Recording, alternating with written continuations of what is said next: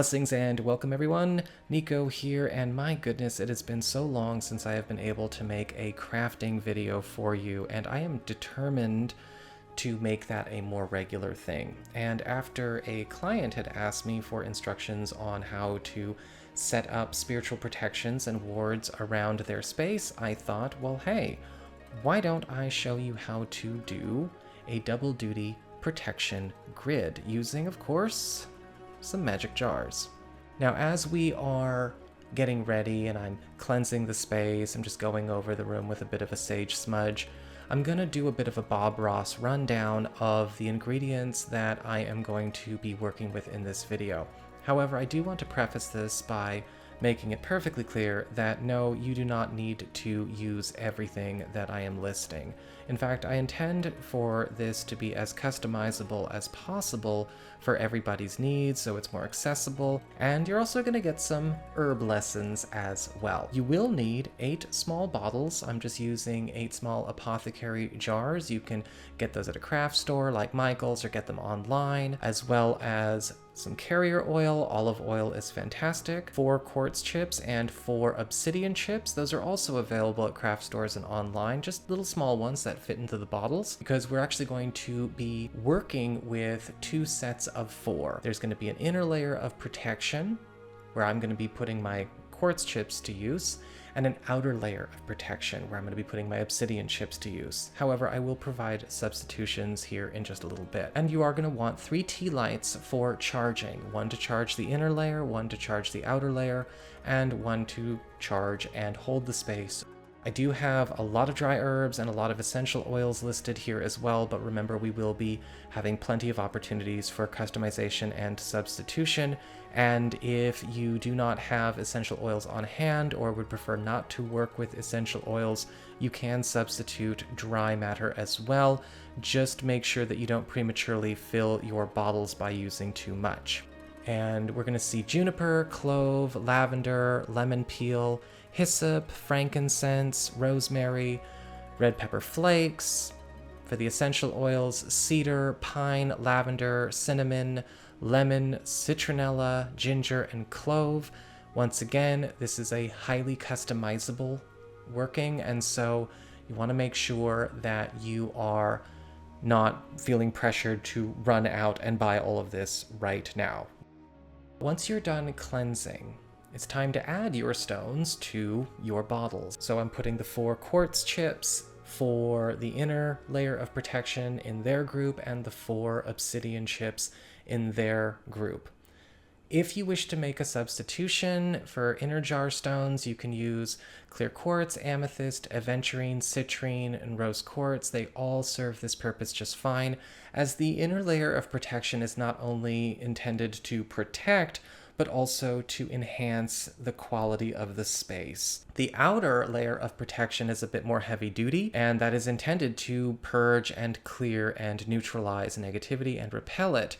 And so if you don't want to use obsidian, you can always use onyx, black tourmaline, red jasper, or carnelian to this effect as well. For the first dry herb I am adding to my bottles, I'm actually going to be adding hyssop to all 8, so to both groups. And that is because hyssop is a time-honored purification, hex-breaking, curse-reversing, and uncrossing herb.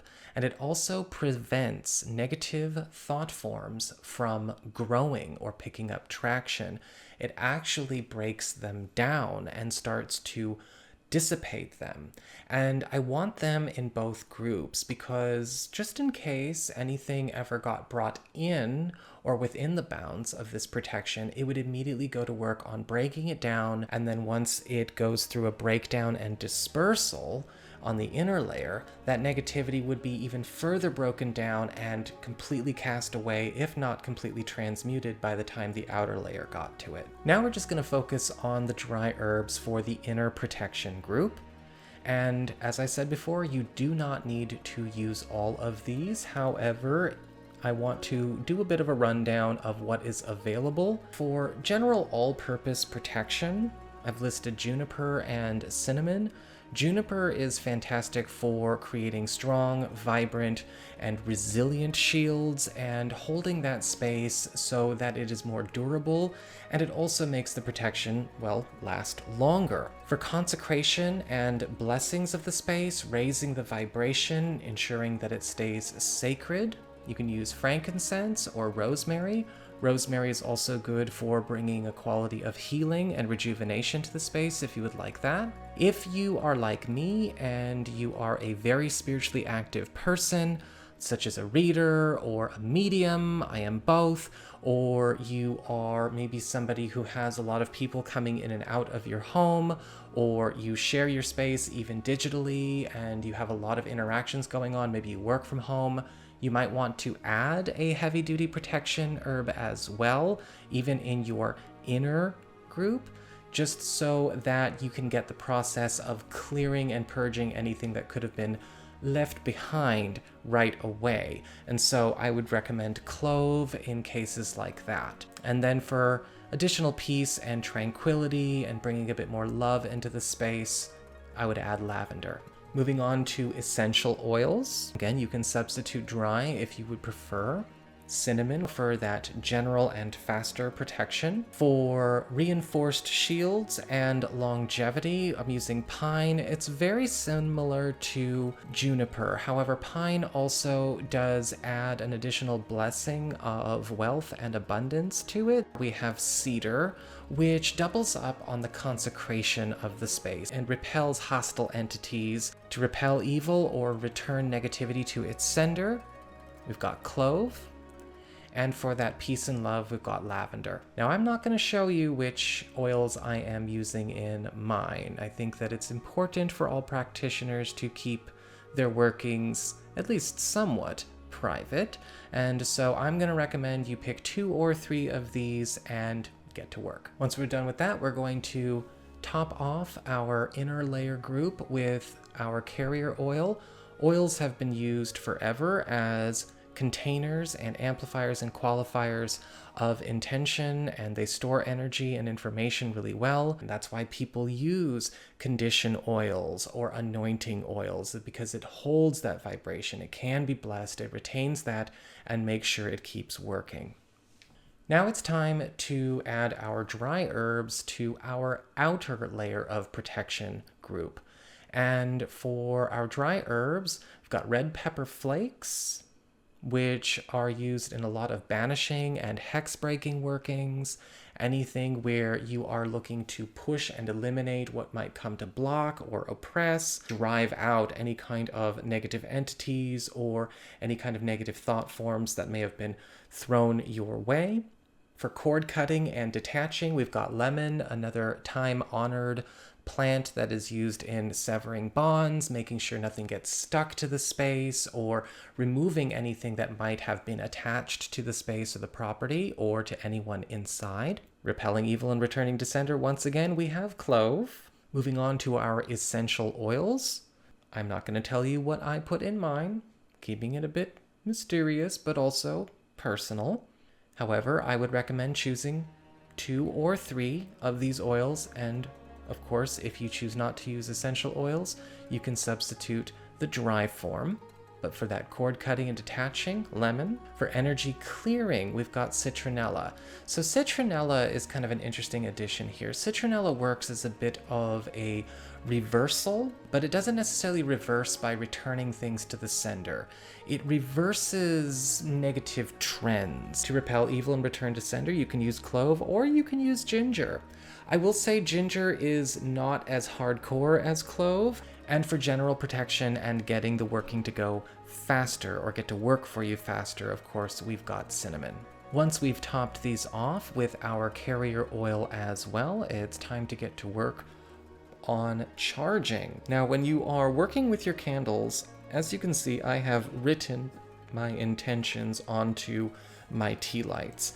This is a personal choice. If you would prefer to write maybe a petition paper and put that under your working space, you can do that as well. I would recommend keeping it to the point. When it comes to the inner layer of protection, then I would say something like peace, protection, stability, and prosperity now. And for the outer layer of protection, I would say something like all discord, hostility, and negative entities be repelled now. Very unmistakable. For your third candle, you can, of course, write down an extra intention you would like that, of course, resonates and stays on theme with the working, or you can leave it blank. I am also adding an additional candle to my working. You do not need to do that. I'm keeping the selenite here in this video because I am wanting to make sure that I am also adding an additional quality. You don't have to do that if you don't want to. That's just kind of an extra thing for me. Please don't forget, for any kind of magic to work, even when you are simply charging or blessing a candle, you do have to put your own energy into that candle, into that working, praying over it, sending your intention into it, and raising that force to be activated and held by the candle and whatever tools you are working to go to work. Once the candles are out and the bottles are charged, it's time to place them around our space. Start with the four corners of your space with the outer layer of protection, and then in those same four corners, just on the inside of that perimeter, the inner layer of protection, and you are good to go. Thank you so much for dropping by, everybody. I hope you enjoyed this. I certainly enjoyed making it, and don't forget to like, share, and subscribe. You know I appreciate it, and of course engagement helps this channel out a lot, and I will see you all again soon.